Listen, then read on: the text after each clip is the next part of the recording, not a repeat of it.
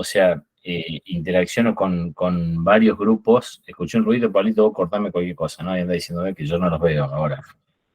No, empezó a grabar por eso. Lo que pasa es que se demoró un poquito en grabar, no sé por qué, pero ahora está grabando. Bueno, cualquier cosa me decís.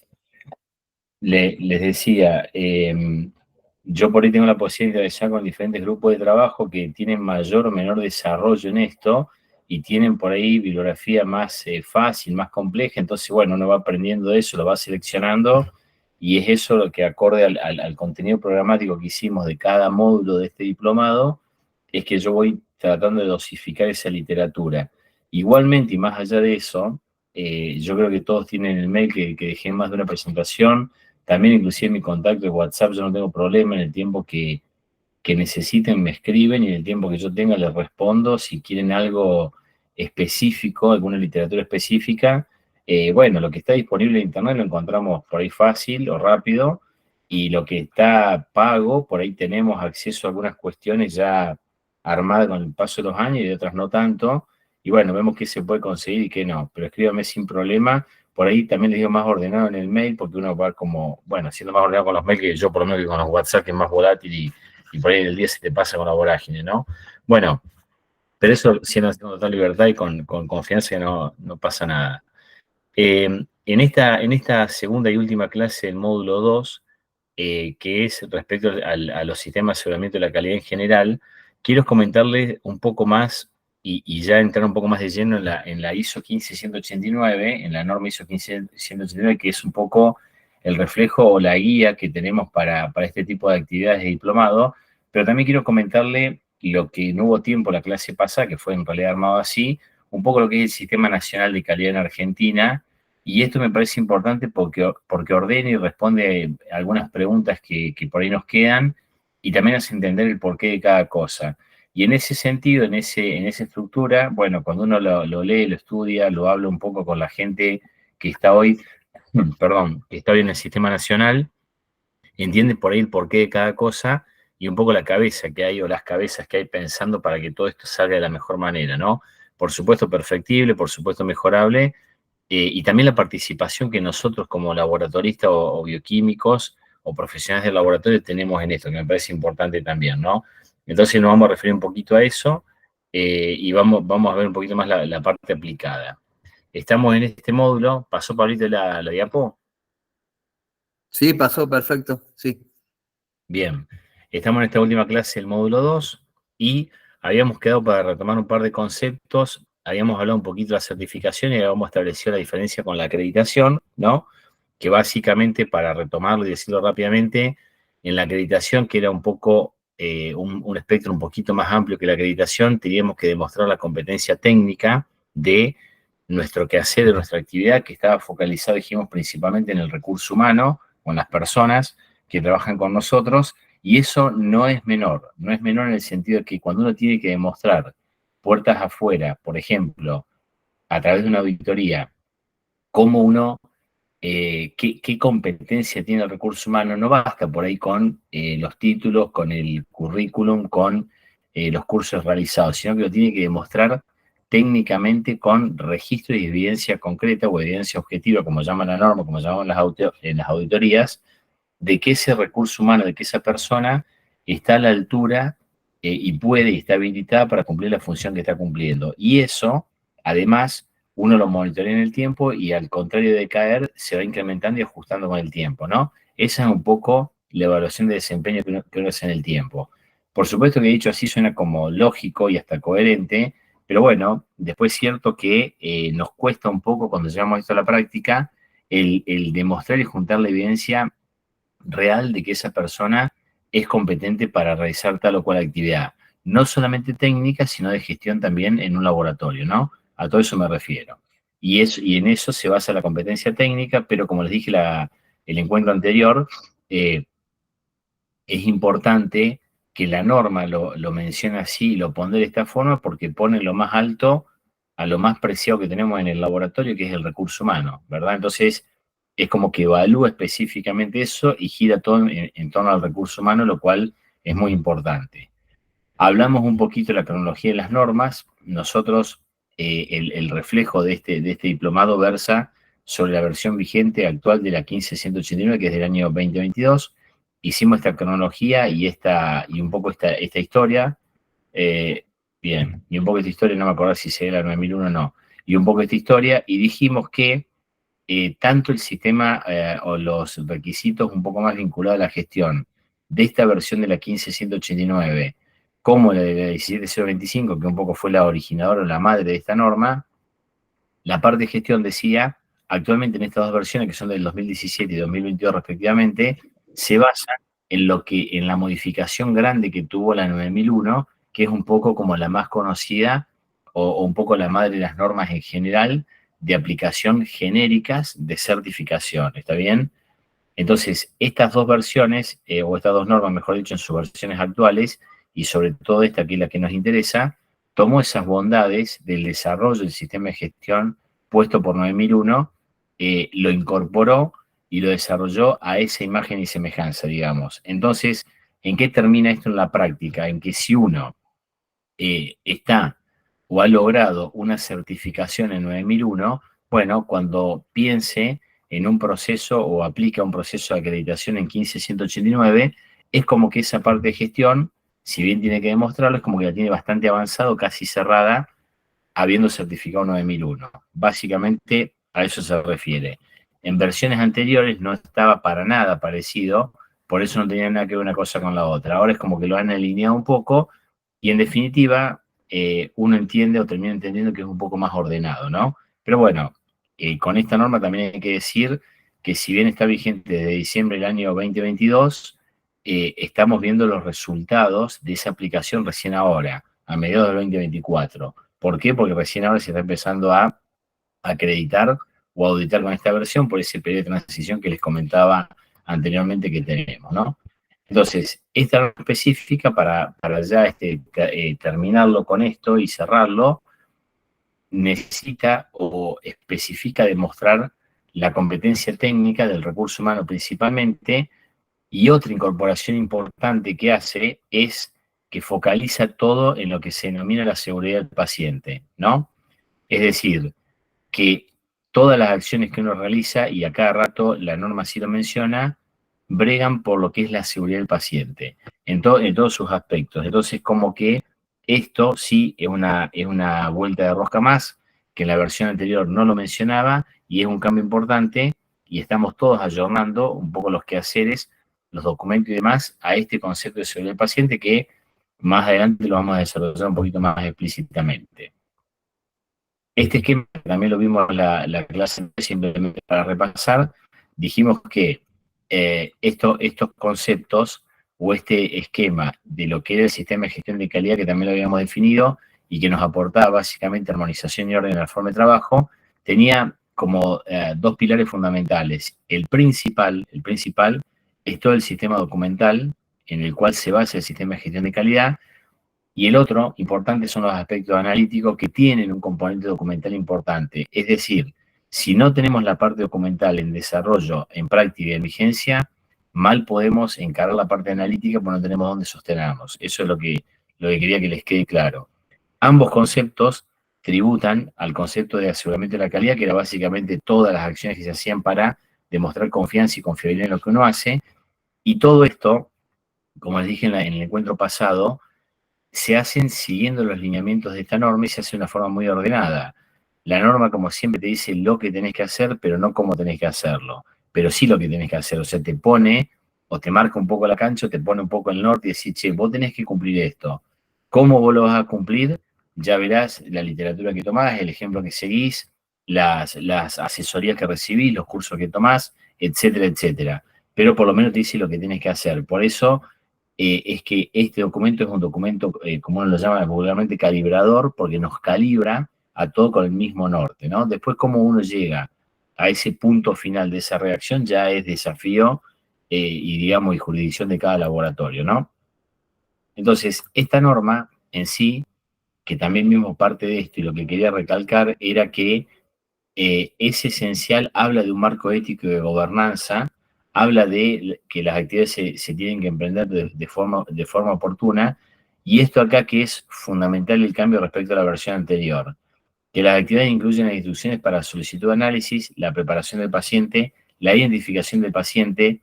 A medida que voy leyendo esto, piensen en las actividades que uno realiza en el laboratorio, ¿no?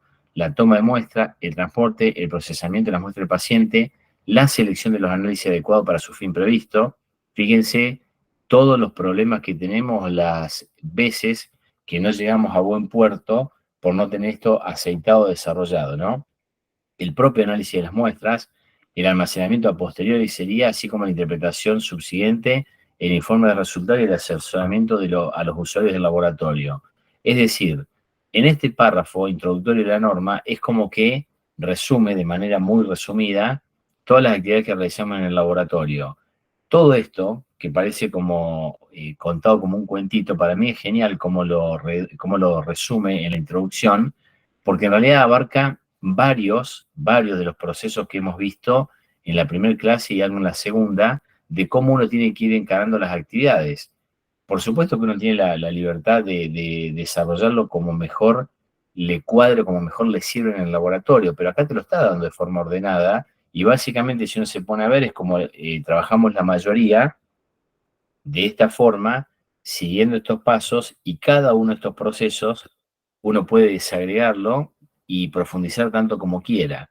Nosotros en este momento estamos escribiendo cada una de estas acciones, cada uno de estos pasos, no por ahí con esos títulos, no por ahí con esos alcances, pero cada una de esas acciones, qué sé yo, la preparación del paciente, y bueno, en nuestro caso está llevando 7, 8, 10 instructivos, o sea, hay un montón de cosas para decir la preparación del paciente, porque no es única, no es inequívoca, no es estandarizada, hay un montón de situaciones que no se cumplen, dependiendo del servicio donde uno esté o el tipo de laboratorio en el cual esté, ¿no es cierto?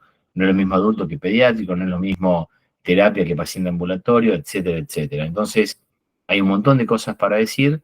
Lo que sí les digo es que cuando uno lo estandariza y lo escribe, y bueno, es mucho más fácil trabajar de esa manera, inclusive con el personal que se suma recientemente al laboratorio de trabajar con nosotros.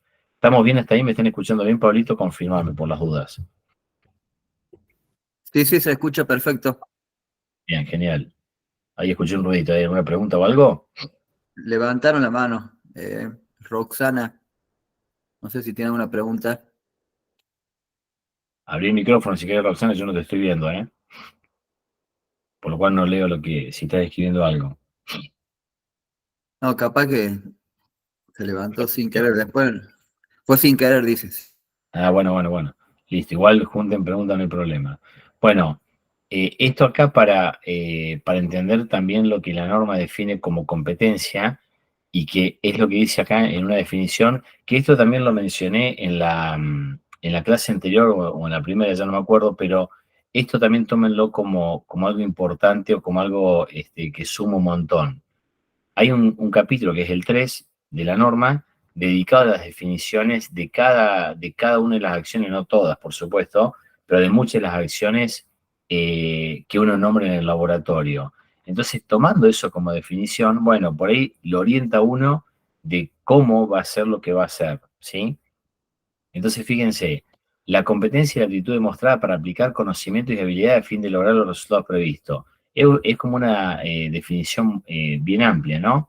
Pero en definitiva, te está pidiendo que vos demuestres, y ahí está el key, ¿no? Digamos, cómo lo vas a demostrar ya es una cuestión tuya, pero que demuestres aptitud para aplicar lo que sabes y la habilidad a fin de demostrar los resultados previstos y que eso me lo tenés que demostrar en registros, ¿no? En papeles. Entonces, cuando yo hago una capacitación de alguien, digamos, cuando uno lo evalúa, no es solamente para evaluarlo, para tomarle una pruebita, sino que para juntar la evidencia objetiva o racontar la evidencia objetiva de que esta persona asimiló ese conocimiento. O si trae un conocimiento de afuera porque tomó un curso, fue a un congreso, lo que fuera, bueno, hagamos la forma de que sea útil para todo, por ahí hasta lo que tomó afuera puede replicarlo en un seminario interno y eso se toma como una capacitación para la gente que toma el seminario, pero también para que haga el seminario de que tomó e incorporó esos conceptos que tomó en la capacitación, etcétera, etcétera, ¿no? Son como ejemplos o herramientas que vamos usando y que nos sirven para ordenar la forma de trabajo, en definitiva. Bien, estos son los principales cambios que ya lo vamos a ir viendo a lo largo de todo el diplomado, pero básicamente esta alineación con la norma 17, con la 17025-2017, tomando esa parte de la 9001 que le dije anteriormente, dio lugar a esto, ¿no? Que los requisitos de gestión aparezcan ahora al final del documento y aparecen en el capítulo 8, cuando antes aparecían al principio en el capítulo 4. Pero lo más importante, más allá de la ubicación, de la ubicación de esto en la norma, es el contenido de esto, y que está muy ayornado a lo que es la 9001. Entonces, ¿en qué se traduce esto? En que antes, cuando uno venía, yo nunca trabajé, claro, trabajé en un laboratorio certificado. Lo entiendo, lo he visto, ni siquiera lo he evaluado, sino que trabajé en un laboratorio acreditado. Pero cuando hablas con la gente que venía de la certificación anterior y pasaba a la versión anterior de la 15189 a la versión 22 a la versión 3, es como que era un cambio muy dramático, por así decirlo, ¿no? Ahora, lo que cuentan un poco es que ese escalón es un poco más bajo, porque en definitiva, al incorporar esos conceptos de gestión de la 9001, lo hace como un poquito más soslayado, como un poquito más atenuado, ¿no? Otro punto importante que cambió, que también creo que lo mencioné, es que se incorporaron los requisitos para los análisis al pie del paciente, los point of care, con todo lo que esto significa. Yo no sé, no recuerdo si me preguntaron respecto a esto o no, pero yo creo que a todos esto nos convoca, porque, y más después de la pandemia, con todos los test rápidos, los autotest, inclusive que surgieron en muchos momentos, pusieron en jaque un poco al sistema de salud, me refiero, en un poco la correcta utilización de estos dispositivos, ¿no? Bueno, esta norma o esta versión de la norma pone blanco sobre negro y básicamente para pasarlo en limpio te dice, el point of care lo puede usar cualquier integrante, lo puede operar cualquier integrante del equipo de salud. Ahora, el control y la evidenciación, digámoslo así, o la evidencia del correcto funcionamiento depende pura y exclusivamente del laboratorio y es responsabilidad del laboratorio, ¿sí? Es decir, le da la autoridad de control al laboratorio, pero también la responsabilidad de que eso funcione bien, sea el point of care que sea, ¿sí? Recuerden, porque dicho así suena como que, bueno, listo, tenemos el problema resuelto. Recuerden que acá estamos en el campo voluntario de aplicación, ¿no? O sea que esto no es una ley, no es un decreto, no es una ordenanza municipal, ni mucho menos. Es una norma de aplicación voluntaria. Pero ¿qué peso tiene o cómo uno lo transmite a esto? Es una norma internacional consensuada por todos los países adherentes de ISO que dicen, che, los point of care son responsabilidad del laboratorio, ¿sí? Y eso es un puntazo a favor nuestro cuando se plantean estas discusiones o hay que dirimir estos aspectos. Y eso no es caprichoso, sino que la explicación es porque claramente nosotros en el laboratorio tenemos la formación suficiente y necesaria para poder entender y controlar cómo vienen estos aparatos. Es así de fácil. ¿Se entiende? ¿Se entiende hasta ahí lo que digo? Sí, sí, perfecto. Bien. Pulgares para arriba Y, también. bueno, me alegro. Y, como les dije anteriormente, se hace un mayor énfasis en lo que es la gestión del riesgo a lo largo de toda la norma, que también vamos viendo algunos ejemplos seguramente a partir de la clase que viene la otra. Y esta norma, que era la específica de Point of Care, para quien la utilizó alguna vez lo leyó, yo esta norma la trabajé porque la necesité por los Point of Care para los CD4 que hacíamos en el laboratorio en su momento, ya dejó de existir porque fue totalmente absorbida por esta norma. Entonces esta ya no está en vigencia, ¿sí? Y eso es importante también tenerlo claro. Bueno, nada, este documento, como dice acá, se refiere a la norma, ¿no? Contiene los requisitos para que el laboratorio clínico planifique e implemente las acciones para abordar los riesgos y las oportunidades de mejora, es decir, que te da las pautas, no de cómo hacerlo, sino de lo que tenés que hacer, y es un compendio de varias normas, tanto como 7, que están incorporados a diferentes aspectos aquí, inclusive, por ejemplo, el de 17.011, ¿no? Este 17.011 es importante, lo vamos a mencionar a continuación. ¿Por qué? Porque es la norma que utilizan los organismos de acreditación para acreditar las instituciones o los organismos de certificación, que ya lo vamos a ver, parece un trabalengua, pero ya va a quedar claro. Esto también creo que lo hablamos y es un poco la distribución de esto a nivel internacional. Esto acá es lo que decía recién, en esta globalización está bueno entenderlo así como una cuestión global, porque todos tributamos o en definitiva dependemos de una entidad, de un par de entidades madres como ILAC e IAF, que es la Cooperación Internacional de Acreditación de Laboratorios y el Foro Internacional de Acreditación, y todo lo que sucede en el planeta básicamente tributa a los diferentes organismos que ven acá. Nosotros acá en todo lo que es América, Sur, Centro y Norteamérica, dependemos mucho, interaccionamos mucho con IAC, que es esta entidad internacional de acreditación clínica, y estas corporaciones se someten a evaluaciones de pares para mantener este acuerdo de reconocimiento mutuo. ¿Qué es esto? Por ejemplo, para que se entienda, que me preguntaron algo en la clase pasada, el encuentro pasado. ¿Quién, por ejemplo, acredita o evalúa a LOA, que es el máximo organismo argentino, el máximo organismo de Argentina de acreditación? Bueno, otros pares, dependiendo de este sistema, porque es el máximo estándar, son los que vienen aquí a Argentina y evalúan cómo está auditando, cómo está trabajando el OA, que es el organismo argentino de acreditación. No es que hay una entidad superior, sino que ya está a esa altura, son pares. ¿Por qué? Porque tiene esta firma de acuerdo de reconocimiento mutuo, que no es un contrato o una declaración de interés de ese acuerdo mutuo de reconocimiento, sino que para lograr ese estándar, uno tiene que, como organismo argentino, lo mismo que cualquier entidad mexicana, peruana, lo que sea, someterse voluntariamente, por supuesto, a estas evaluaciones de pares que tienen la misma o más rigurosidad que ellos mismos tienen cuando evalúan un laboratorio. ¿Se entiende? Entonces, como una trazabilidad, si se quiere, horizontal, pero lo importante de esto es que son evaluados y por supuesto que le levantan no conformidades, desvíos y demás, para que justamente mejoren lo que hacen permanentemente. Entonces, es como que es un concepto de calidad global que está, digamos, en todo el planeta distribuido, y que básicamente, ¿en qué se traduce esto? Con esa finalidad de ISO que decíamos en un momento, de la unificación total de procedimientos. Que esta entidad que acredita cualquier laboratorio en esta parte del planeta pueda venir acá y acreditar cualquier laboratorio y viceversa, y que eso no se note, es decir, que sea como una sola cosa. No pasa en la realidad eso de que es exactamente lo mismo, pero sí termina siendo comparable, y eso es lo que a uno le interesa. O en definitiva, lo que sigue estos acuerdos, estos niveles de reconocimiento internacional. ¿Está bien? Esto es lo que la norma entendía por sistema de gestión, que ya lo habíamos visto también, perdón, en la clase pasada, el conjunto de elementos del laboratorio internacional o que interaccionan para establecer políticas y objetivos y procesos para lograr tales objetivos.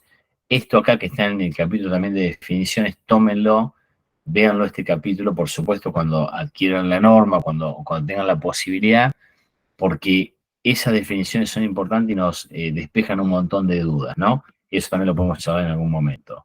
Estos son los cambios que dijimos recién, son los principales cambios como mencionábamos, y esto me quedó ahí enganchado. Y esto acá, quería llegar a este punto. ¿De dónde sale todo esto? O para darle un poco el marco de contexto, ¿de dónde sale todo esto y cómo inicia? Si bien entidades que ya vamos a ver como el IRAM, ¿no?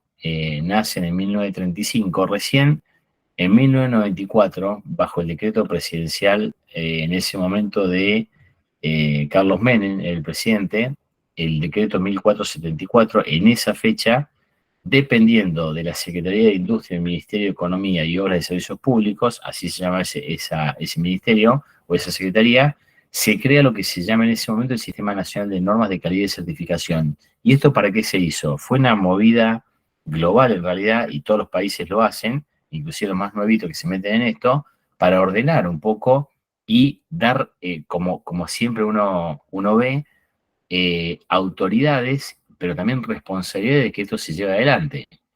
Y esto es muy importante porque tiene sobre todo que ver justamente con la industria y con la economía de los países. Nos recuerden que, me están escuchando bien, ¿verdad?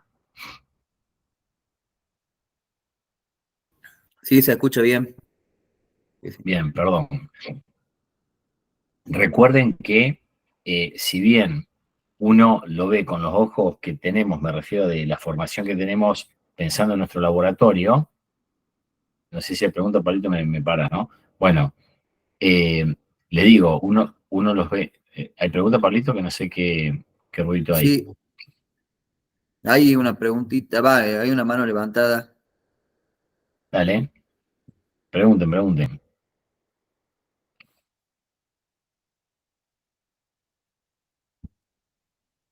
¿No? Capaz que pifió el dedito. Eunice tiene la mano levantada. No sé si quiere hacer preguntas.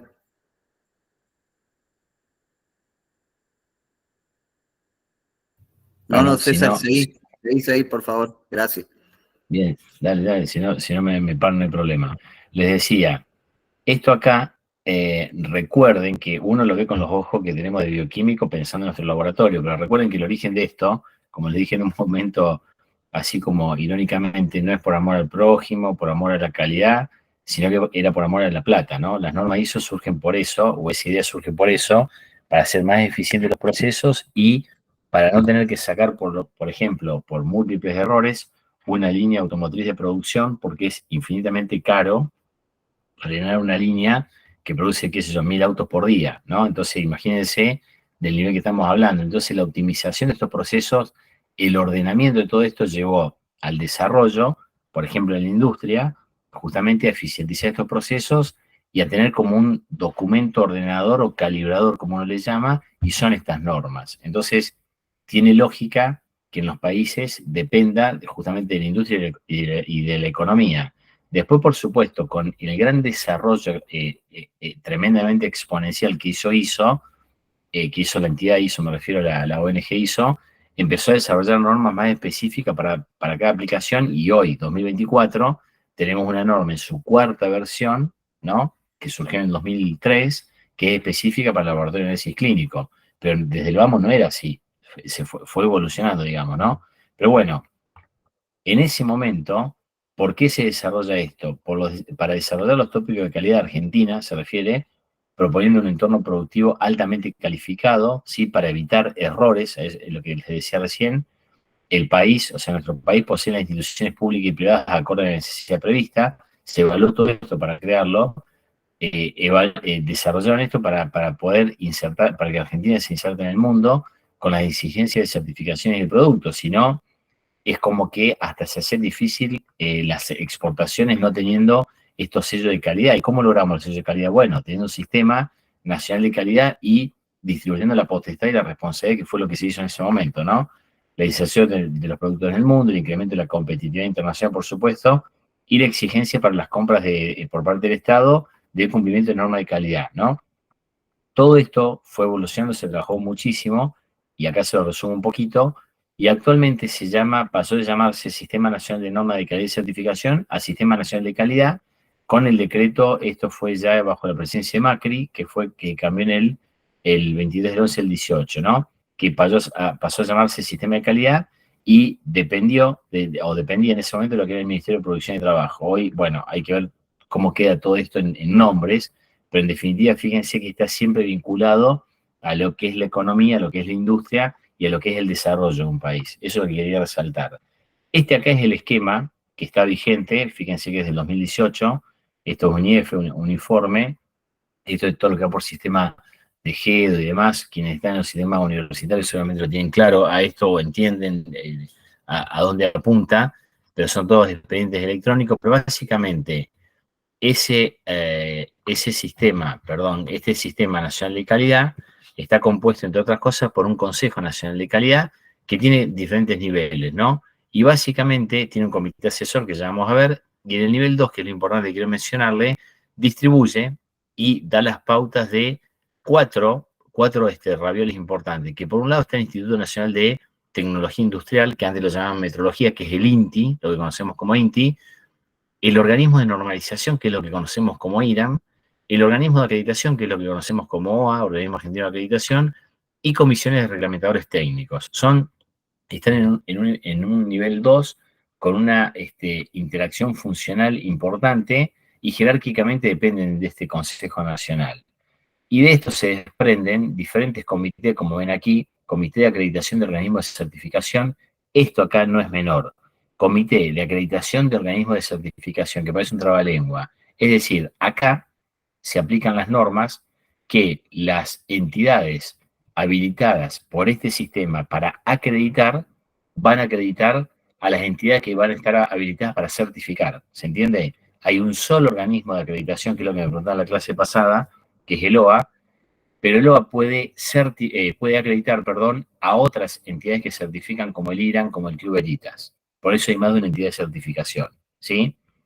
Después, por supuesto, están los comités de acreditación de laboratorios de ensayo y de laboratorios de calibración también, y los comités de certificación de auditores. Es decir, todo esto que está en el nivel 2 y que depende básicamente del OA, es súper relevante para todo el desarrollo de este sistema nacional en Argentina. Por eso el OA desde el Vamos ocupa un lugar central y clave, tanto como el IRAM. El IRAM es mucho más amplio, pero el OA es bien específico con esto, y fíjense que depende específicamente de estos ravioles, depende específicamente del OA, ¿sí? Y luego, también, dependiendo del OAT, en un tercer nivel, tenemos estos organismos de certificación, los laboratorios de ensayo y calibración, ¿sí? Y propiamente los auditores, que son parte del recurso humano con el cual cuente el OAT, que contrate el OAT para realizar estas actividades, que eso podemos hablar cuando quieran. Entonces, en ese momento se le da la potestad al IRAM. El IRAM, como les dije, surgió en 1935, que es una asociación civil, sin fines de lucro, ¿sí? Que es un organismo no gubernamental, de utilidad pública y demás, y fue reconocido como tal en ese decreto 94. Tiene, por supuesto, la misión de contribuir y mejorar la calidad de vida, el bienestar y seguridad. Piensen no solamente en la 9001, sino en todas las normas que desarrolla y que pone en vigencia IRAM, y la visión ser referente en el ámbito nacional, regional e internacional para mejorar la competitividad de un país, ¿sí? Esto, como reseña histórica, surge en el año 18, distribuye esto, ¿no? Organismo de normalización, organismo de metrología que decía recién que es el INTI, el OA, y esta comisión de reglamentadores técnicos. Este Consejo Nacional de Calidad, fíjense, es como el órgano superior de coordinación en las políticas de calidad y en materia de normalización y certificación, y tiene como funciones proponer al Poder Ejecutivo Nacional las medidas necesarias para hacer más eficiente el funcionamiento del Sistema Nacional de Calidad. O sea que tiene una autoridad extrema en lo que es el Sistema Nacional de Calidad. También tiene la función de promover la difusión de este sistema, creado por ese decreto, instrumentando las medidas necesarias para lograr la incorporación del sector privado al mismo, ¿sí? Entonces, fíjense, y que se vaya entendiendo lo que uno va diciendo. Este punto es fundamental. Solicitar al organismo de normalización, es decir, al IRAM en Argentina, la elaboración, modificación o derogación de normas. Es decir, que cuando surge una norma al mercado, es el IRAM el responsable de alguna manera, nacionalizarla, y cuando se da de baja también, es el responsable de darlo de baja. Por eso tenemos las normas que son ISO en su versión original y que están generalmente en idioma inglés, o que son IRAM ISO, que es cuando ya el IRAM lo tomó, lo nacionalizó, por así decirlo, lo tradujo al español o el castellano, y ya está vigente esa nueva versión, que tiene un desfasaje de algunos meses. Hoy, por ejemplo, la 15189 IRAM ISO, versión actual, no es diciembre 2022, sino que es marzo 2024. Fueron los 3 o 4 meses que tomó el IRAM en incorporar todos estos conceptos, ¿entiende? Y fíjense cuando las mismas no existan o la existente no se adecúen a los criterios internacionalmente aceptados, etc. Recomendar al organismo de normalización sobre la incorporación de observaciones efectuadas durante la etapa de discusión pública de las normas, y controlar el cumplimiento de las normas establecidas para la organización y funcionamiento de estos organismos, y la acreditación del Sistema Nacional de Calidad. Es decir, regula la funcionalidad de cada uno de los integrantes del Sistema Nacional de Calidad. Este consejo también contará, como dice acá, con este comité asesor, integrado por representantes de los distintos sectores productivos. Recuerden la parte de industria y economía, que es fundamental, de asociaciones de consumidores, de asociaciones de trabajadores y de las universidades, quienes actuarán en carácter ad honorem, lo especifica claramente en ese decreto, y colaborarán con el Consejo Nacional de Calidad en el análisis y estudio de los temas relativos al funcionamiento del sistema y temas propios de la esfera de competencia. Es decir, que es un grupo nutrido de personas con intereses diversos, que trabajan de forma ad honorem para asesorar el funcionamiento de ese Consejo Nacional de Calidad. ¿Sí? Fíjense el entramado y la complejidad que tiene, ¿no?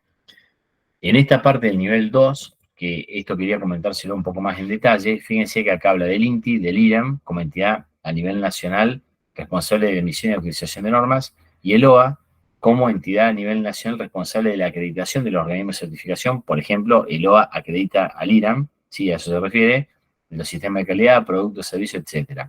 Y la Comisión de Reglamentadores Técnicos, que es una comisión interministerial, es decir, personas de diferentes ministerios, responsable de la articulación entre los organismos reglamentadores y de velar por el cumplimiento de las buenas prácticas reglamentarias, ¿sí? Entonces, fíjense el soporte que da todo esto, dicho así, que por supuesto cuando uno lo lleva a la práctica es una trama compleja, ¿no? De actores, pero está bien claramente establecido.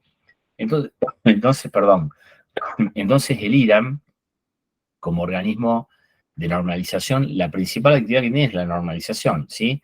El generar estas normas, el incorporarlas al idioma castellano, al Sistema Nacional de Calidad, traducirlas y ponerlas en vigencia. Y después aplicarlas a través de procesos de certificación y, por supuesto, brindando capacitaciones y servicios de documentación normativa, que son servicios que presta el IRAM. Pero la principal función que tiene es la normalización, es decir, traducir a nuestro idioma las normas, incorporarlas y ponerlas en vigencia y darla de baja cuando sea una versión nueva, ¿sí? En los principios de normalización que tiene esta entidad, o qué se entiende por normalización básicamente, que lo vimos también más resumidamente en clases anteriores, es la disciplina que trata el establecimiento, la aplicación y la adecuación de las reglas destinadas a ordenar y orientar una actividad, es decir, estandarizar la forma de trabajo, ¿no? Que ya lo dijimos, para asegurar su desarrollo armónico con el fin de procurar beneficios para la sociedad acorde con un desarrollo económico y social. Fíjense todo lo que tiene en cuenta, ¿no? Con esa palabra normalización, es decir, que tiene una finalidad que va mucho más allá que solamente ordenar y estandarizar la forma de trabajo. El impacto que tiene cuando uno lo ve de forma macro a nivel nacional es tremendo. Ahora pensémoslo, hagamos el ejercicio también de pensarlo en nuestro laboratorio. Bueno, el impacto inmediato o digamos, contenido que puede tener en nuestro laboratorio, ¿verdad? Esto también lo vimos de otra forma, pero para poner un contexto más internacional. Esta es la Comunidad Mundial de Normalización y los niveles que se manejan, que normalmente estos esquemas se presentan en forma de pirámide y como siempre se toma desde la base. Acá, a nivel nacional, tenemos el IRAM, ¿sí? A nivel regional tenemos estas entidades que están acá. Esta es la Asociación Mercosur, que debe ser una de las más conocidas. Y después, por supuesto, a nivel internacional tenemos ISO como mandatorio de todo. Tenemos no me sale la palabra, el Comité Eléctrico Internacional y otras entidades que regulan esto a nivel internacional. Entonces, de esta forma, y llevando estas normas a aplicación internacional, aumenta justamente la universalidad y aplicabilidad de las normas, y llevándolo a nuestro plano, aumenta la especificidad. Por eso, hay normas bien generales que se aplican a todo rubro, como por ejemplo la 9001, y normas bien específicas hoy en día, como la 15189, que se aplica específicamente a nuestra actividad en un laboratorio de análisis clínico, por ejemplo, ¿sí? Esto acá, o en ese contexto también del sistema nacional, se está escuchando bien, Pablito, ¿verdad? Sí, César, muy bien, muy bien. Bien, genial. Pregunten si tienen alguna duda o algo no se entiende, por favor, ¿no? Que estoy tratando de resumir lo que más puedo, pero es un poco largo la info de esto. Esto acá, que también es el marco legal de la creación del OA, está definido en todo este decreto. Es un poco largo para leerlo todo, pero está completo. También define que es una organización sin fines de lucro. Fue puesto en vigencia o reglamentado ese decreto el 29 de mayo del 95. Se generó en el 94, pero fue reglamentado en el 95. Vieron que la reglamentación es cuando realmente se pone en vigencia. Y porque se constituyó en ese acuerdo, en ese reglamento del 94. Pero está vigente desde el 29 de mayo del 95, para decirlo rápidamente. Esta resolución del 2021 lo hace depender del Ministerio de Desarrollo Productivo, ¿sí? Y faculta a la Secretaría de Industria, Economía, del Conocimiento y Gestión Comercial Externa a ejercer como autoridad de aplicación del Sistema Nacional de Calidad. Entonces, el OA es signatario, es decir, que firma estos acuerdos de reconocimiento mutuo para ILAC, para IAF y para IAC, ¿no? Esto a nivel global y esto a nivel americano, y participa en los grupos de trabajo de todas estas entidades sobre los principios de buenas prácticas de laboratorio. Entonces, en su carácter de autoridad de monitoreo, lleva a cabo inspecciones de monitoreo de conformidad con las buenas prácticas de laboratorio en los ámbitos que les sean delegados por las autoridades regulatorias correspondientes. Es decir, que esto acá es el corazón de lo que le da el marco legal a LOA para erigirse y con ese decreto inicial del 94 como la única entidad autorizada en Argentina para otorgar la acreditación de diferentes partes, de entidades certificadoras, de personas o de laboratorios de ensayo, de calibración y clínicos, ¿sí? Esto para que quede claro una de las preguntas que me hicieron en la clase pasada. Bien, para no demorarlo tanto, esto más de lo mismo, acá lo único que me interesa mostrarles es esto. Fíjense que esto dependía del tercer nivel, que estaba colgado también de LOA. Ahí habla de auditores, ¿sí? Y fíjense lo que dice la definición. Personas calificadas y debidamente certificadas por el citado organismo de acreditación, o sea, por el LOA, conforme con las normas dictadas en la materia, los que realizarán tareas de auditoría de los sistemas de calidad para los organismos de certificación y también de acreditación. Es decir, estas personas son personas como usted, como yo. De hecho, yo tengo la posibilidad de hace un año participar como auditor de LOA, pero a lo que voy que esto lo puede hacer cualquiera, ¿no? Son personas, fíjense lo que dice acá, debidamente certificadas por el LOA. ¿Cómo uno certifica la competencia? Bueno, tomando las capacitaciones pertinentes, por ejemplo, el inicio de una carrera de ese tipo o de una inquietud por parte de ustedes de este tipo es este diplomado, justamente. Se están enterando tal vez de toda esta información que antes no la tenían ordenada o no la tenían clara, ahora se está clarificando un poco, y dicen, che, esto me interesa incursionar en esto. Yo les digo, también como bioquímico y como auditor, hace falta mucha gente capacitada en diferentes rubros, en diferentes especialidades. Por ejemplo, qué sé yo, en nuestro medio faltan un montón de toxicólogos, de endocrinólogos, de biólogos moleculares, etcétera, etcétera, que tenemos esa formación técnica, analítica de laboratorio, y por ahí nos falta un poco la parte de gestión. Bueno, esos otros cursos que uno toma nos dan estos complementos de gestión y hacen un combo, un combo perfecto, dinamita, como digo yo, un combo explosivo. ¿Por qué? Porque tenemos una fuerte formación analítica que es muy importante para entender lo que uno está evaluando técnicamente, y eso no tenemos que estudiarlo, porque ya lo sabemos, lo traemos de fábrica, digamos, ¿no? De la facu. Y sí formarnos en la parte de gestión, en toda esta parte normativa y demás, que es un caminito que uno va haciendo para entenderlo y para ver de dónde funciona y de dónde viene. Cuando uno, digamos, y yo también interpreto, o para mí, yo considero que es más fácil para nosotros, los técnicos, los analíticos, aprender esa parte de gestión que al revés. Al revés es imposible que venga alguien de gestión que no es bioquímico, que no es técnico, que no es biólogo, a entender nuestro mundo y bueno, tiene que hacer la carrera, no hay otra. Ahora, esto acá no es que hay una carrera de gestión, sino que uno la aprende con los diferentes ejemplos y diferentes fricciones sobre la marcha, que es un poco lo que están haciendo ustedes con esta capacitación. Se abre otra perspectiva, se abre otro rubro, y yo digamos, los incentivo a que sigan incursionando en esto porque falta y mucha gente con nuestra formación y que pueda aplicar estos conceptos de gestión en general y poder aportar, por ejemplo, procesos de certificación, procesos de acreditación. ¿Está bien? Así que, por supuesto, están las páginas web de IRAN, de OA disponibles, y uno puede aplicar todo lo que quiera y después, bueno, someterse a las evaluaciones, ver qué le falta cuando uno lo evalúa, decir, che, está flojo en esto, te faltaría tomar un curso de aquello, ir, ¿no?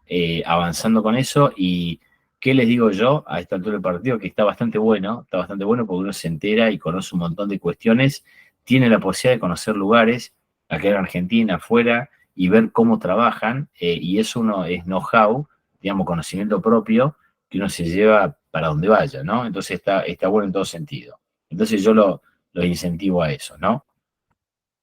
Las funciones del organismo de normalización, o sea, del IRAM, para resumirlas también, es esto, ¿no?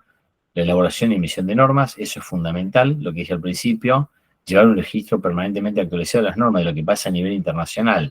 Hay grupos enteros de personas como usted, como yo, que son parte del IRAM y que el IRAM es parte de una estructura más grande a nivel internacional que hacen esto. Y están viendo cómo se mueven las normas a nivel internacional, porque imagínense que es un entramado de, qué sé yo, hay una diapo ahí más adelante en salud solamente, o que aplican a conceptos de salud, hay en total 1.200 normas, ¿sí? A nivel mundial, digo. Y tenemos la gran ventaja que la única aplicación específica de laboratorio es la 15189. Después tenemos para productos médicos, para productos in vitro, para lo que se imaginen, tenemos normas, tanto como 1.200, ¿no? Entonces es un mundo. También tiene como función esta difusión de las normas, este punto importante, la instrumentación de un mecanismo que promueva la plena participación de todos los intereses y sectores involucrados en la elaboración de normas en organismos normalizadores internacionales y regionales. ¿Qué es esto?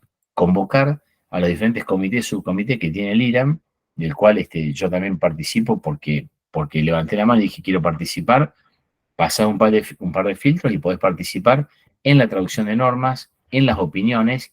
Eso, después como Argentina, como Irán, va a foros internacionales y es como que la opinión nuestra también es escuchada, ¿no? De cómo está la cuestión, si estás de acuerdo o no. Ahí convocan a universidades, a colegios profesionales, a laboratorios privados, a laboratorios públicos, es decir, son comités bien amplios que uno puede participar y está bueno que participen. Recuerden que el puntito, ¿no? Que decía ad honorem, esto es cero plata, es realmente por amor a esto y por mejorar lo que uno hace, pero lo que se aprende, bueno, garpa un montón más que la plata misma, yo creo, porque es un know-how profesional importante, ¿no? Bueno, y esta función que está abajo. Y las funciones del organismo de acreditación, fíjense lo que dice al principio, acreditar los organismos de certificación, o sea, el OA, perdón, acredita al IRAM, ¿sí? De los sistemas de calidad, a los laboratorios de ensayo y calibración, y por supuesto clínicos, de conformidad con la normativa vigente, ¿sí? Fíjense que esto surge en el 94, donde nosotros los clínicos éramos un poco menos tenidos en cuenta que actualmente, que somos menos tenido en cuenta que los laboratorios de calibración y ensayo, que recuerden que esto va de la mano en la plata, ¿sí? Y la parte de ensayo y calibración se mueve a nivel industrial de otra forma que la parte de salud, lamentablemente, ¿no? No es que ellos se muevan mal, sino que nosotros nos movemos más lento y uno desearía que se mueva un poquito más, inclusive en la parte económica, ¿no?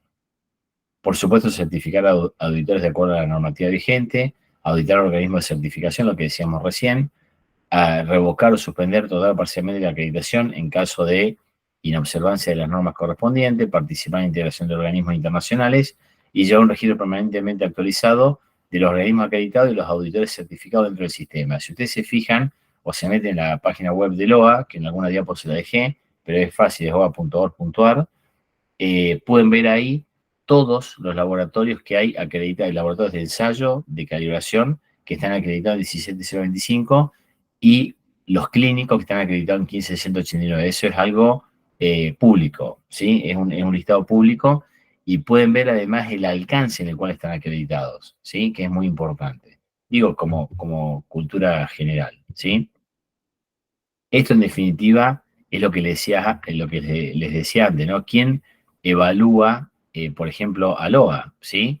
Las organizaciones regionales, los organismos estos organismos se me mueve el puntito, estos organismos de acreditación, eh, en general, y los organismos evaluadores de la conformidad de laboratorios de ensayos de aptitud, productores de materia de referencia, etcétera. Pero en definitiva depende de ILAC y de IAF, como decíamos antes, a nivel americano para esa evaluación para CONOA, ¿sí? Y acá se me trabó. Ahí está. Perdón. Sí, una norma acreditable ya está. Bien. Esto que están escuchando bien, Pablito, ¿no? Se me hizo una cosa rara la compu. ¿Se escucha bien? Sí. Bien, perdón. Esto acá, que también quería mostrarles para que se entienda cómo funciona y que también viene como un ejemplo de organigrama que ya vamos a ver jerárquico y funcional que ustedes pueden utilizar inclusive para su laboratorio como ejemplo, es un poco lo que es la estructura del OA que está puesto en el manual de calidad del OA. Como, si bien el OA no es un laboratorio como el nuestro, o sea, un laboratorio de análisis clínico común, es una estructura que puede asemejarse al funcionamiento de un laboratorio en cuanto a la estructura, me refiero, ¿no? Tiene una asamblea que lo dirige, un consejo directivo, una gerencia operativa, fíjense los niveles, y diferentes comités.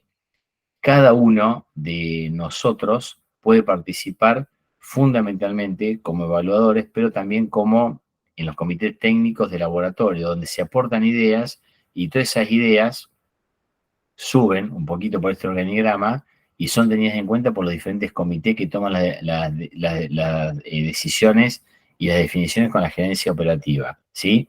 Pero parten muchas cosas en los comités técnicos. Estas reuniones son periódicas, ¿sí? Hoy ya con la pospandemia se hacen totalmente de forma virtual, es mucho más dinámico, mucho más económico, y se discuten la aplicación de esas normativas. Esto acá, estos comités de acreditación, fíjense lo que dice acá, es grupos de expertos designados por el Consejo Directivo de OA. Ese grupo de expertos, les vuelvo a decir, es personas como ustedes, como yo, que tienen conocimiento técnico en lo que hacen, básicamente, ¿no? Cuya función es la de examinar los antecedentes e informes de evaluación de los laboratorios de ensayo y los laboratorios antiguamente llamados médicos, que hoy son laboratorios clínicos, que solicitan la acreditación y que deciden sobre el otorgamiento, la extensión, la reducción, la suspensión o cancelación inclusive de la acreditación. Es decir, que la relevancia que tiene el organismo, estas personas o estos comités compuestos por estas personas, es importantísima, ¿no? Y después, los comités técnicos que les decía recién, el grupo de profesionales de la comunidad, como ustedes, como yo, que son invitados o solicitan asistir a estos comités técnicos. Yo empecé participando, solicitando participar en esos comités técnicos, que por supuesto conlleva estudio, trabajo de honorem, pero un aprendizaje importante. Y esto para terminar de comentárselos, ese organigrama que veíamos recién se diferencia en esa dependencia jerárquica y la dependencia funcional. Y lo traje porque también me parece importante que se lo lleven y que les sirva para quienes ustedes están desarrollando la parte documental de los laboratorios, están desarrollando su documento y su organigrama, ¿no? La dependencia jerárquica se centra en la autoridad y el control dentro de una cadena de mando vertical, que es lo que tenemos acá, es decir, la gerencia operativa depende jerárquicamente del consejo operativo, que a su vez depende jerárquicamente de la asamblea. ¿Se entiende? Es una dependencia jerárquica. Mientras que la dependencia funcional, como dice aquí, se centra en la colaboración y especialización de diferentes funciones de departamento, es decir, que es algo más transversal, como lo que tiene aquí en rojo. Un comité se nutre de otro y viceversa, ¿sí? No por la ubicación que tenga en el organigrama va a ser dependiente jerárquicamente o no. Normalmente se ve esto de forma vertical, pero también hay que entender las interacciones de forma horizontal en esa dependencia funcional. Pero en definitiva, ambas dependencias en el organigrama son necesarias para el funcionamiento eficiente de una organización. Piénsenlo a nivel de nuestro laboratorio, ¿no? Permitiendo tanto el control jerárquico como la flexibilidad y esa cooperación funcional. Esto es importante tenerlo presente para cuando uno vaya a desarrollar su propio organigrama. Esto acá es el concepto global de ISO y nos gusta mostrar normalmente este tipo de mensaje porque fíjense lo que dice aquí abajo. Las grandes cosas suceden cuando el mundo está de acuerdo, ¿no? Y es un mensaje muy importante que normalmente se repite en los diferentes encuentros y demás, porque el poder ponernos de acuerdo poder ponernos de acuerdo para llevar adelante una actividad de este tipo a nivel internacional y el haber logrado tener una sola norma que nuclee todos los conceptos del laboratorio es un laburo descomunal, un trabajo enorme y unas ventajas competitivas enormes, ¿no? Esto es lo que les decía antes, hay más de 1.200 normas ISO que son del área de salud, están distribuidas en diferentes aspectos, qué sé yo, desde el manejo de dispositivos clínicos hasta aspectos informáticos, de seguridad o dispositivos médicos, etcétera, donde nuestra norma, la que nos convoca, es una, ¿sí? Y eso es muy importante. Alrededor de la norma que nos convoca tenemos diferentes tipos de normas, por ejemplo, aplicar la gestión del riesgo, que hoy, fíjense la centralización que hace la ISO 15189, que toma aspectos de gestión de riesgo biológico, gestión de riesgo en general, fíjense que esto está en el enunciado de la norma actual, aspectos de seguridad, aspectos de incertidumbre, y por ejemplo normas que ya dejaron de existir porque fueron absorbidas totalmente, como la 22870 de Point of Care. Es decir, que esta norma es un compendio de varias normas, pero esta edición de la norma, que no fue siempre así, con lo cual el paso o el cambio que hubo, o el trabajo que hubo, detrás de esta nueva versión fue importantísimo también, ¿no? Bueno, y otras normas como transporte de muestra y demás. Esto acá, también para terminar de comentarles y que se lleven una idea lo más acabada posible, por lo menos en este módulo de los sistemas de aseguramiento de la calidad, digamos, aplicables a nivel nacional, hay diferentes grupos de trabajo, comité técnicos, que así se llaman, y hay uno importantísimo que es el TC212, que es un grupo técnico de trabajo para laboratorios clínicos. Esto funciona a nivel global en ISO, así. Y el IRAM, como representante de Argentina, trabaja y las diferentes personas trabajan en estos comités para estandarizar toda esta forma de trabajo. Y por supuesto que hay otros, fíjense, el Comité Técnico 76 para transfusión, inyección y equipamiento de procesamiento de sangre, el 84 para dispositivos de administración de productos medicinales, así hay un montón, pero este es el más importante y van a ver que más de una norma, por ejemplo la 15189, está mencionado el TC212, que es el Comité Técnico que tributa a esos conceptos de laboratorio clínico. Ese hizo TC212 en una estructura jerárquica que estaría como en la base de la pirámide, ¿sí?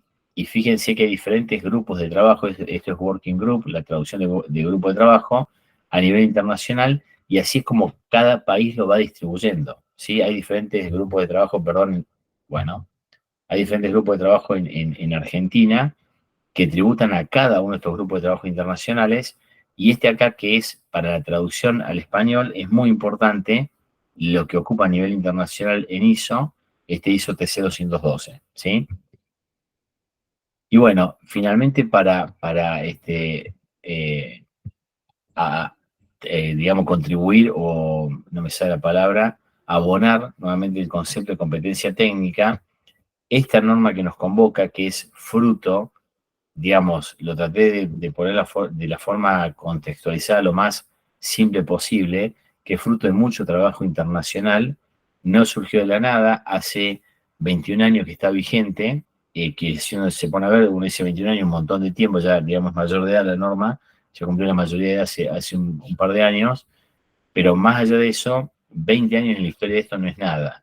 Y lo que se ha evolucionado, lo que quiero decir es un montón, a tal punto de tener una norma súper pulida, única en su rubro, única de aplicación para este rubro que es laboratorio de análisis clínico, que tiene un montón de conceptos y que lo va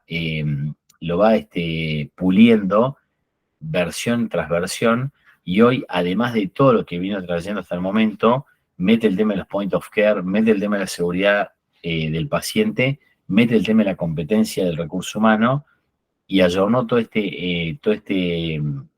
esta parte documental a lo que es la 9001. Es decir, que en 20 años se evolucionó un montón, se separó totalmente de lo que es la 17025, y fruto de todo ese trabajo y todo ese esfuerzo a nivel internacional, nos da esta norma de competencia técnica, ¿sí? Esa competencia técnica, lo vuelvo a recalcar, se basa fundamentalmente en lo principal que tenemos en el laboratorio, que es el personal, que es el recurso humano, ¿sí?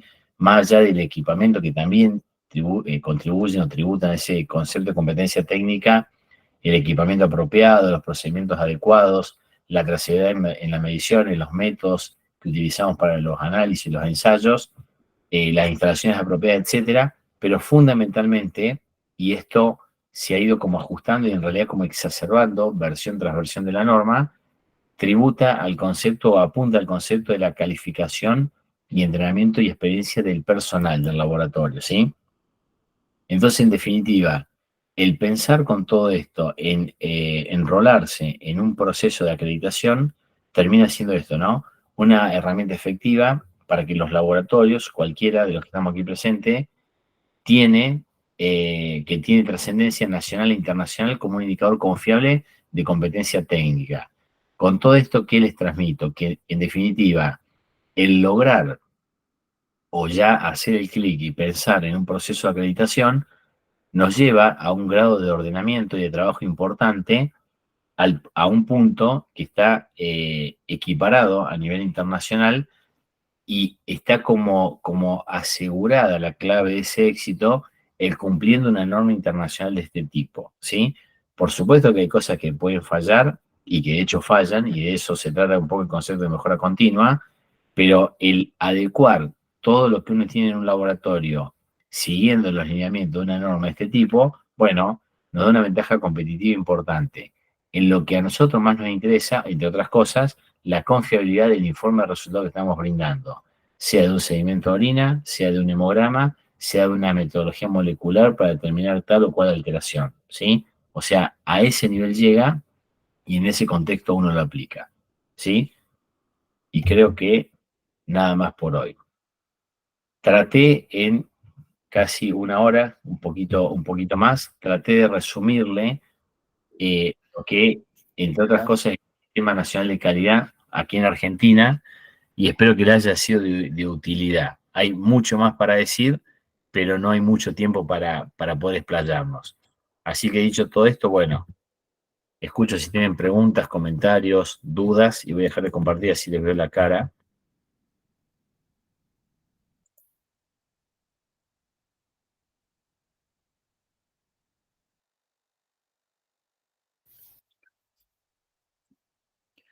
No sé si hay preguntitas, las pueden hacer por el chat o activando el micrófono. Puse la cámara, no sé si se ve porque me estaba poniendo un poquito de internet. Ahí está. Ahora les veo la cara, ¿cómo les va? Está con guardaespaldas, Rocío. Sí, bien. Bueno, ahora les veo las caras. Yo tengo una pregunta, capaz que es un poco, un poco tonta, pero siempre me queda la duda. No, Juli, ninguna pregunta es tonta con esto. Dale nomás. Nosotros estamos acreditados con la 1589 y como tardaba tiempo, compramos la de la UNEL, digamos, la española.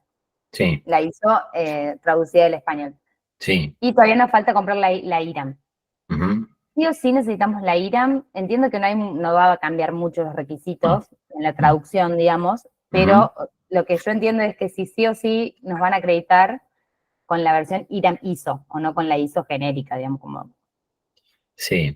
sin la bajada nacional, digamos, a eso. Sí, te entiendo la pregunta. Mira, en realidad, la norma, a ver, nosotros estamos en Argentina, no estamos en España. Entonces, lo que hace la entidad de acreditación nacional, que es el OA, le da la potestad y la confianza, porque lo tiene acreditado, a la entidad nacional de normalización, que es el IRAM, en esa traducción. Por supuesto que no es que no confía en el ENAC o quien sea de España, pero le da la fuerza esa a esta entidad. En lo que es técnicamente o conceptualmente no va a cambiar en nada. Sí te digo, como dije en un momento, hay algunos términos que no es exactamente lo mismo la interpretación en castellano que en argentino, ¿no? En argentino nosotros tenemos algunos modismos que en España no tienen, pero en definitiva sí el OA te exige que tengas ese documento o nacionalizado o el documento de origen, que sería la ISO en inglés, no la ISO en español o en alemán o en otro idioma. ¿Se entiende? Me refiero de otro país. Sino la versión nacionalizada por tu país que ellos acreditaron, que digamos que es el IRAM, o la versión original en inglés sería, ¿no? Y normalmente uno lo que hace, bueno, qué sé yo, por ahí cuando ahora en esta vuelta se demoraron solamente 3, 4 meses, demoramos en la traducción, que es un montón de tiempo, pero antes, si vos te acordás, la 2012, la ISO 2012 surgió en septiembre de 2012, y recién creo que en agosto, o ya no me acuerdo, en julio del 2014 surgió la versión en argentino. Ahí nos demoramos casi 2 años en la traducción, porque hay términos que, viste cómo es el inglés, hay términos que vos lo interpretás de una manera y yo lo interpreto de otra. Bueno, había discusiones enormes con esto, y se demoró casi 2 años la traducción. Entonces, ¿qué pasó ahí? Ahí lo que hubo que hacer para los procesos de acreditación en ese momento fue directamente ir a la versión en inglés. Entonces, si por ejemplo un laboratorio solicitaba la acreditación en ese tiempo, hubo que auditarlo con la versión en inglés, lo cual fue un embole, la verdad, pero es lo que pasaba y no se fue al idioma castellano, al ENAC de España, eso es lo que te digo, ¿no? Respondiendo a tu pregunta. Perfecto, quedó clarísimo. Quedó claro, bueno, me alegro. Gracias. De nada. Yo sé que también quiero comentarles esto, ¿no? Que yo sé que esta parte, digamos, Marco, teórico o de contextualización por ahí es un embole, pero yo prefiero que este material lo tengan grabado porque muchas dudas de esta yo me las fui sacando sobre la marcha también y por ahí es como que uno pierde el marco de dónde está y encima para complicarla más no es lo mismo el sistema de calidad que tenemos en Argentina que el que tiene Perú, el que tiene Bolivia, el que tiene México, entonces va cambiando eso y a nosotros, bueno, lo que nos convoque es lo nacional y por ahí uno entendiendo esto, bueno, sabe en qué lugar preguntar. Ahora con esto qué sé yo, de cambio, de difusión del ministerio y todo, se desdibuja un poco los nombres, pero el concepto de Sistema Nacional de Calidad, eso no se movió y eso está bien puesto. O sea que bueno, después cuando, qué sé yo, cuando más o menos se termina de ordenar un poco esto, vamos a ver cómo queda en la nomenclatura, pero lo conceptual y la potestad de cada una de estas 4 entidades, me refiero del INTI, del IRAM, del OA de la otra de inspectores, no cambia, y eso no va a cambiar a nivel general, ¿no? Digo, para tenerlo como, por lo menos como un aliciente, como una cuestión que está ordenada, y que eso no importa el gobierno de turno, ya se generó y tiene que pasar, yo creo, una debacle para que eso no exista más y sería realmente muy contraproducente porque es algo que, como dije al principio, calibra y ordena un país pensando en la parte económica y en la parte industrializada del país, ¿no? A eso se refiere.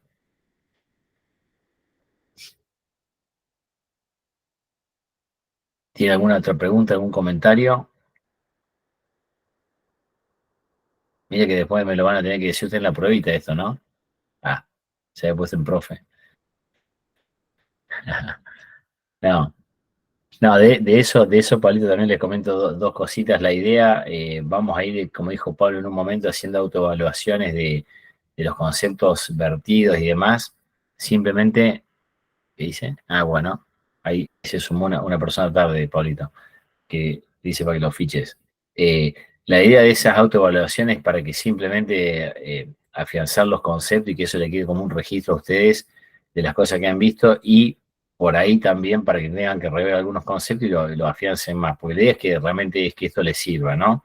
Que no sea una capacitación teórica más, ya vamos a ver cuando arranquemos con otros módulos, inclusive más de aplicación práctica, si bien no es un curso práctico, la idea es que se lleven algunos conceptos y que podamos intercambiar experiencias, sobre todo en la parte analítica, y bueno, y le sea de utilidad y de aplicación, y qué sé yo, cuando desarrolle algún ensayo, algún experimento, inclusive sigamos en contacto y podamos compartir esos resultados para ver qué onda, cómo fue y demás, ¿no? Lo mismo en la parte documental, nada más que por ahí, bueno, un poquito más tediosa.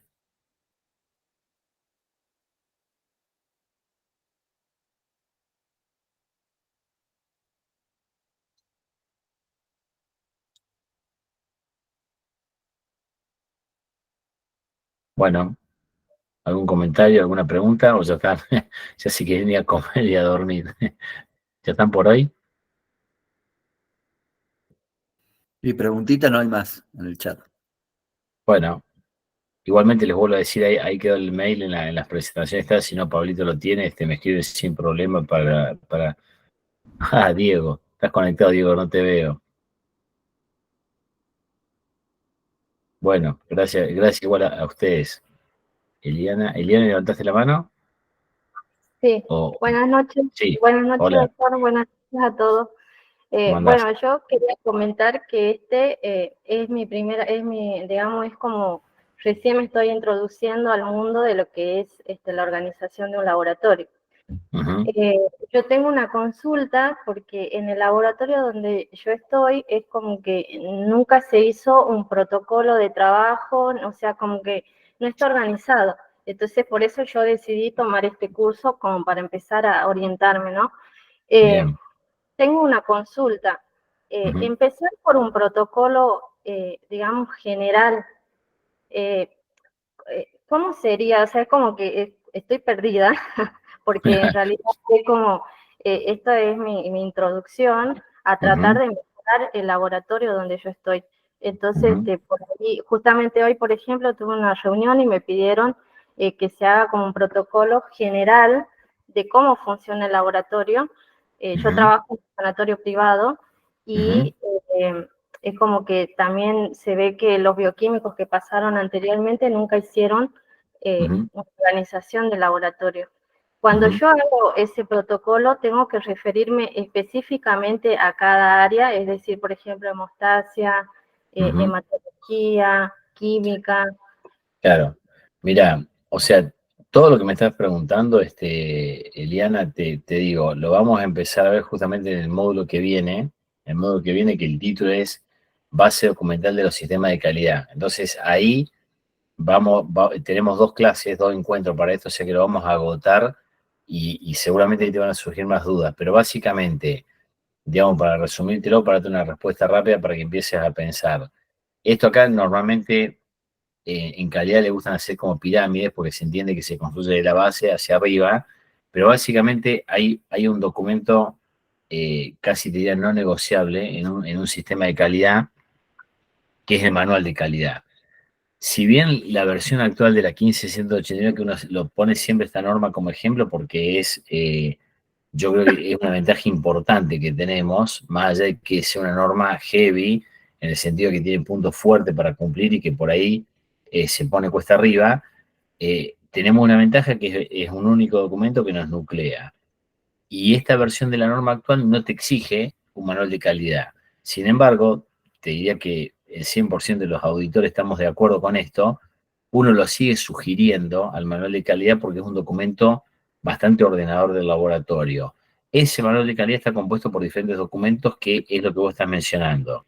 Es básicamente el empezar, van a decir ustedes que es lo más necesario o lo más urgente, qué sé yo. Por ejemplo, yo te digo diferentes experiencias que he tenido. Un laboratorio me pidió directamente empezar o orientarlo con el documento de compras. ¿Por qué?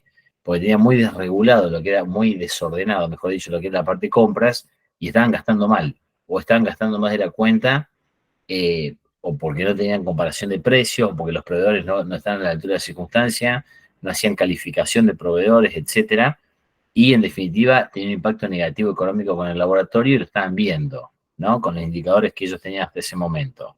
Otro me decía, mira, empecemos por la parte de personal. ¿Por qué? Porque no sé qué nivel de capacitación tienen, más allá de que uno lo toma, lo evalúa para el puesto, después cómo sigue eso, no lo puedo como cuantificar en el tiempo, veo que estamos quedados en un área, veo que estamos sobrecalificados en otra área, está como muy desordenado. Otro empezar por la parte de transporte y logística del laboratorio, cuando derivaba muestras, cuando recibía muestras. En definitiva, la decisión de por qué documento arrancar es un poco el laboratorio, y si vos me preguntás a mí, no es que tenga prioridad uno sobre otro, pero son documentos, tanto los instructivos de trabajo, que son por ahí los más versátiles, los más chiquitos, los POE, que son los procedimientos operativos estándar, que son de mayor envergadura, y los procedimientos generales que, como su nombre lo indica, son generales del laboratorio. Por ejemplo, un procedimiento general de compras del laboratorio tiene diferente magnitud, diferente alcance, y si vos me preguntás intuitivamente, lo más fácil es empezar por un instructivo de trabajo y decir, yo describo esta actividad rápidamente, qué sé yo, cómo realizo una técnica analítica o cómo realizo el control de temperatura ambiental del laboratorio toda la semana para asegurar que estamos en la temperatura adecuada, el control de temperatura heladera, lo que sea. Y eso lo hago con un instructivo de trabajo que hago cortito. Después puedo pasar a un procedimiento operativo estándar, que es algo más grande, más global, qué sé yo, todo lo que hago en el proceso analítico, en el proceso analítico en sí, y después un procedimiento general, como te decía recién. Ahora, normalmente la estructura de los documentos es la misma, nada más que el contenido es más o menos amplio. Pero la estructura, que es lo que justamente voy a empezar a mostrar a partir de la clase que viene, con diferentes campos, es bastante similar. Esto que yo voy a mostrar en este curso, en este diplomado, Eliana, es una forma y es un ejemplo. Después, por supuesto, que está en cada laboratorio el tomar eso, digamos, reformularlo, reforzarlo, adecuarlo a la necesidad. Uno muestra como esquemas. Lo importante de esto también para entender es esto. No, no funciona el copy-paste, digamos, de un manual de calidad de un laboratorio X que encontrás en internet y lo bajás a tu laboratorio, porque seguro, por más parecido que sea tu laboratorio tiene particularidades que ese no. Y ahí está la adecuación o el desarrollo a medida que vos tenés que hacer de los documentos que necesitas en tu laboratorio. Es un poco también algo de bibliografía, va a haber a partir de la clase que viene a este respecto, que no son recetas de cocina detalladas, sino que son genéricamente como un laboratorio, un grupo de trabajo lo llevó adelante. Pero en definitiva, digamos, el ordenamiento es piramidal, se comienza con los documentos más versátiles, como son el instructivo de trabajo, y después se va escalando. Eso sería el consejo que yo te daría, digamos, de por dónde empezar, ¿no? Y eso mismo, después vos vas a ir viendo las actividades más flojas, o más, me refiero flojas de respaldo de documento que tenés en el laboratorio y que más necesitas reforzar. Porque seguro que hoy tenés algo de documentos en el laboratorio. Vos decís, bueno, machete en la puerta de la heladera, es un documento del laboratorio, que hoy te sirve. Después va a tener un formato más cheto, más ordenado, pero ese documento que tenés colgado en la puerta de la heladera hoy te sirve para funcionar. ¿Está bien? Bien, bien. Muchas gracias. No, al contrario, de nada.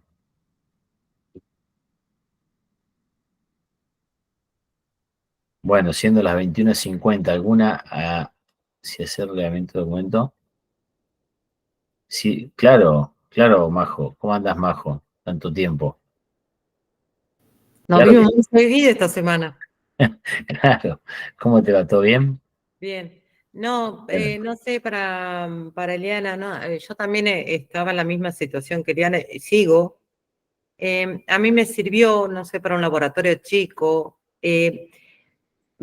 hacer un relevamiento de lo que tenía el laboratorio, un poco para involucrar a la gente, porque cuando, no sé si sirve, como que lo que está, aprovechar lo que está para que la gente, porque no es que viene calidad a imponer una norma.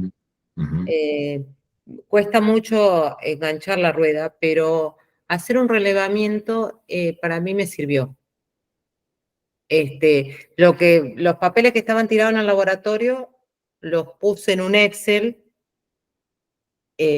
por más que estuvieran mal, con muchos errores, de hecho tenían muchos errores, pero ya acomodé lo que estaba en el laboratorio. Y a partir de ahí después empezás con la versión 1, 2, 3, ya voy como con algunas versiones más avanzadas. Pero mi experiencia personal, porque involucré a la gente, como que esto que estabas haciendo está bien, lo vamos a... Y lo puse en una planilla de Excel. No sé si es muy tonto, pero... No, es que no es tonto, Majo. Es lo que a cada uno le sirve con la necesidad que tiene, con la realidad que tiene. Eso algo en el laboratorio, una planilla de control de temperatura, algo tiene que haber, algo sí, hay.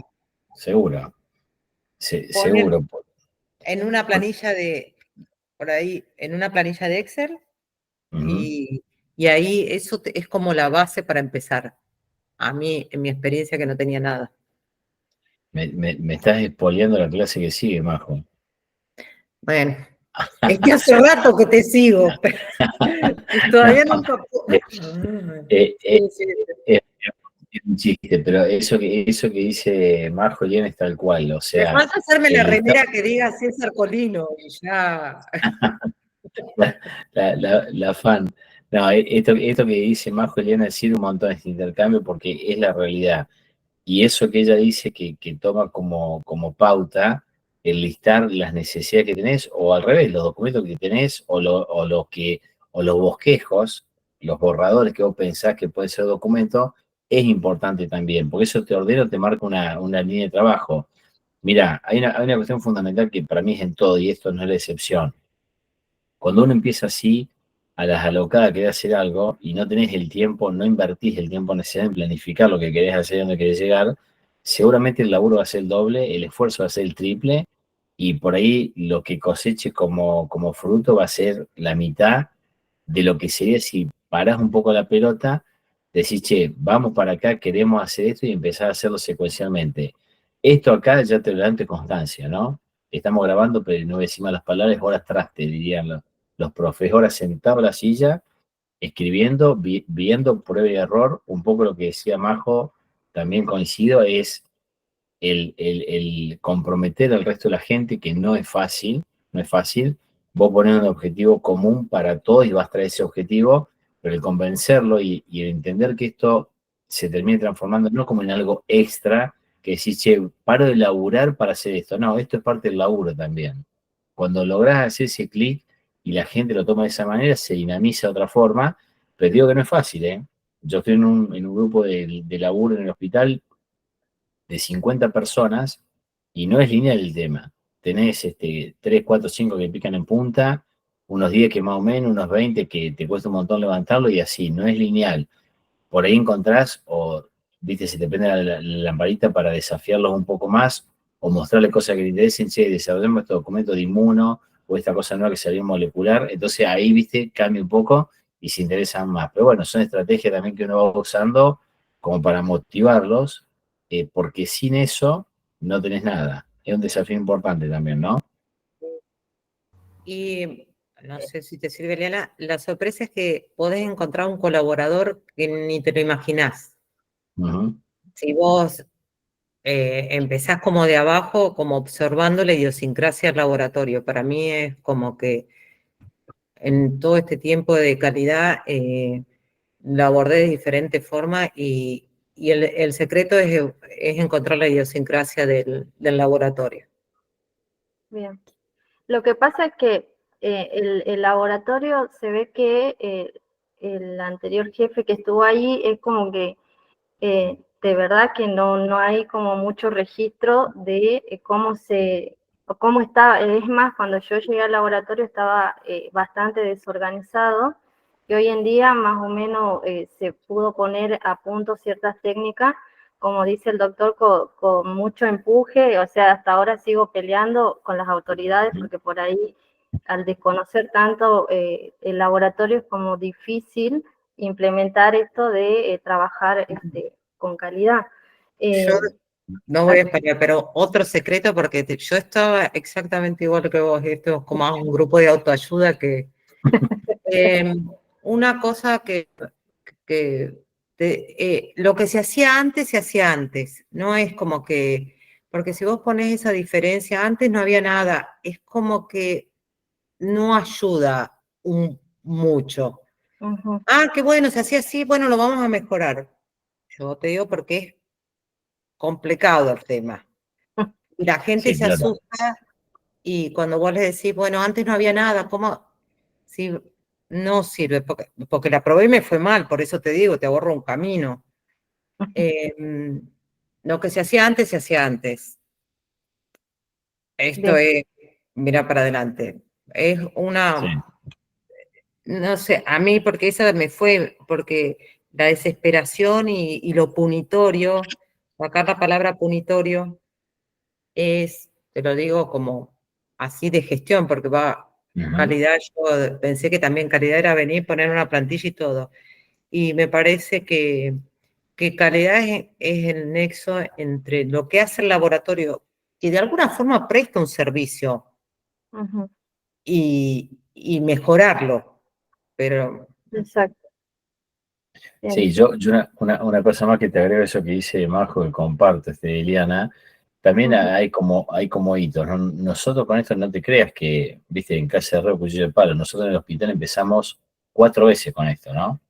Y cada vez empezar se fue desvirtuando por diferentes motivos y cada vez que volvíamos a empezar nos costaba más que la vez anterior. Es como que la energía potencial que debía cruzar era cada vez más alta. Pero ¿qué pasó?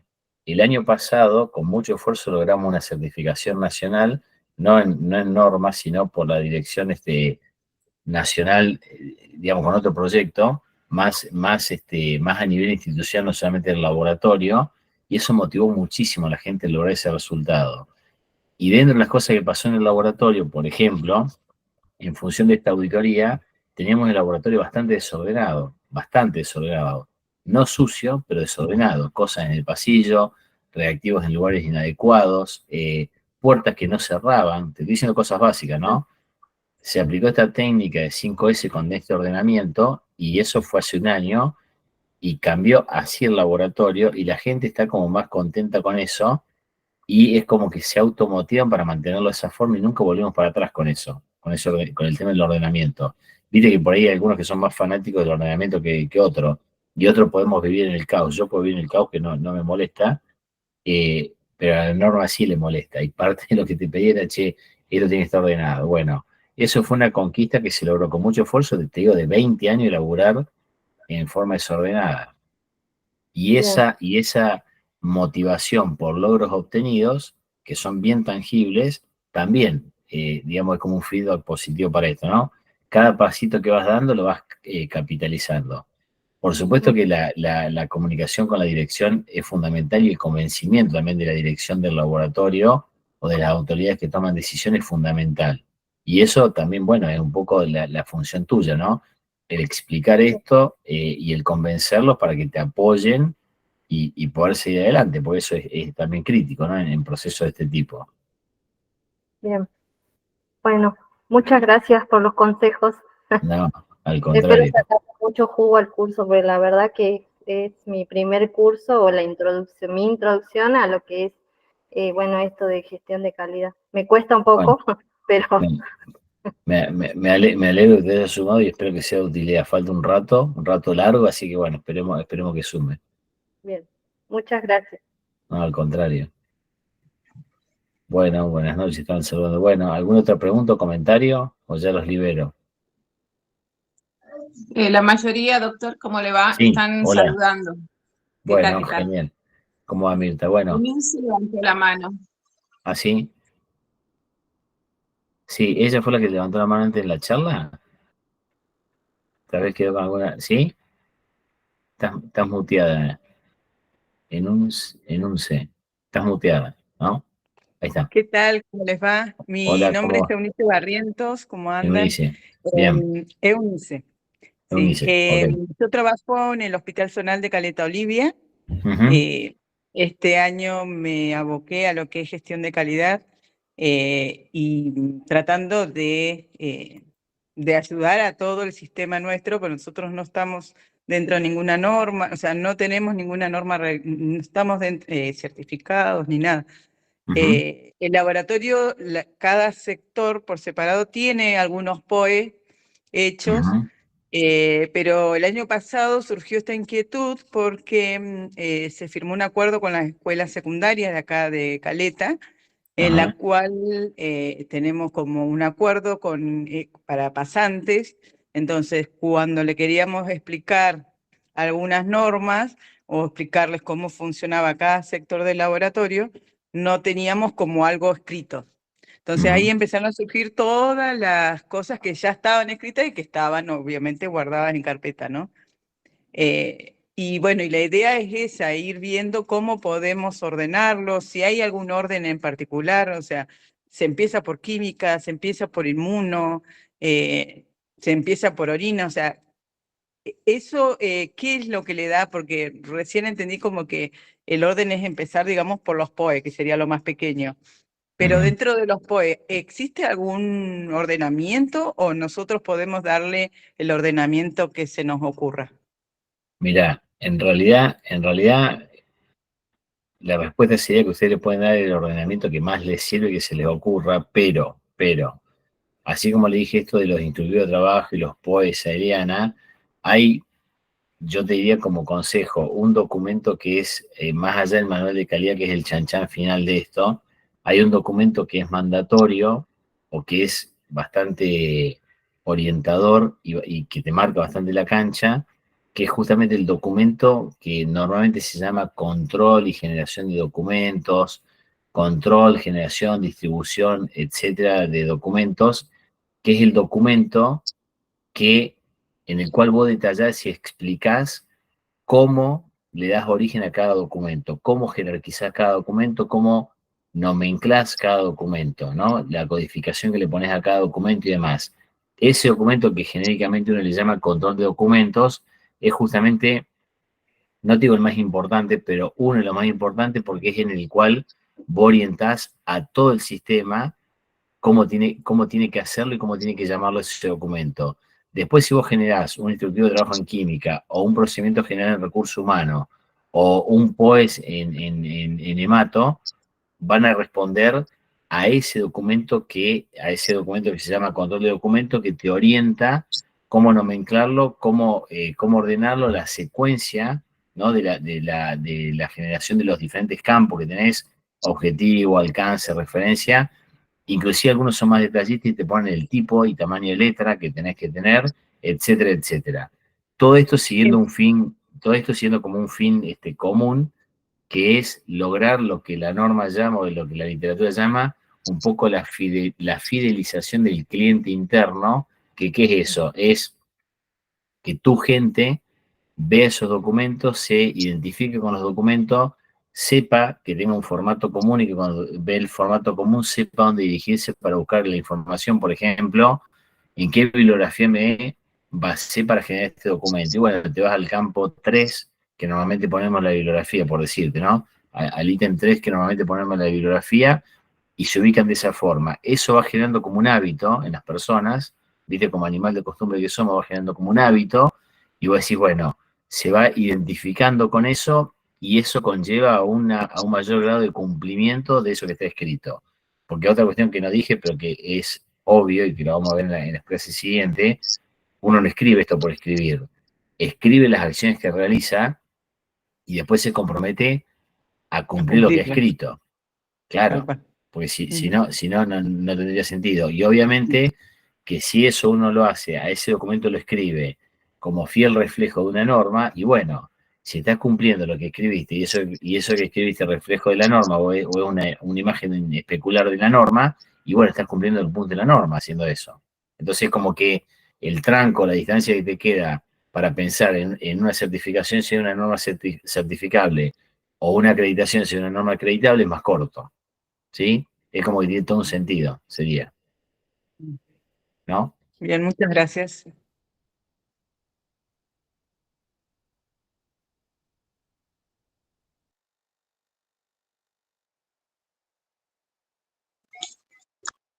Bueno,